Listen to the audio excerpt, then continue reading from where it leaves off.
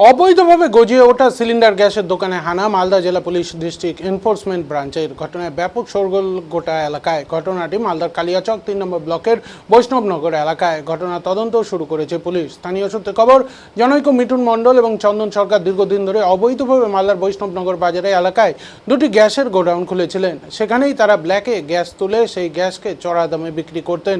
গোপন সূত্রে খবর পেয়ে জেলা পুলিশের এনফোর্সমেন্ট ব্রাঞ্চ অভিযান চালায়। এই অভিযানে উপস্থিত ছিলেন ডিস্ট্রিক্ট এনফোর্সমেন্ট ব্রাঞ্চের ডিএসপি স্নেহাশিস মুখার্জি, পাশাপাশি বৈষ্ণবনগর থানার পুলিশ ও এই অভিযানে সহযোগিতা করে। ইতিমধ্যে ওই অভিযানে মিঠুন মণ্ডল এবং চন্দন সরকারকে গ্রেপ্তার করে পুলিশ। পাশাপাশি তাদের দুটি গোডাউন থেকে উদ্ধার হয় প্রায় ৮০টি গ্যাস সিলিন্ডার।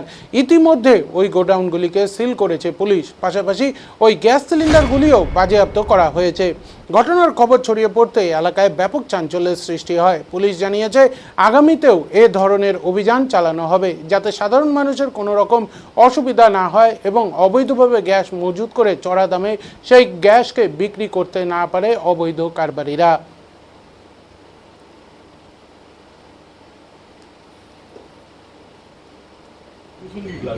সেটাও দুই একটা সিলেক্ট করবে, টাকা তুলি একটা রিস্ক, তাই না?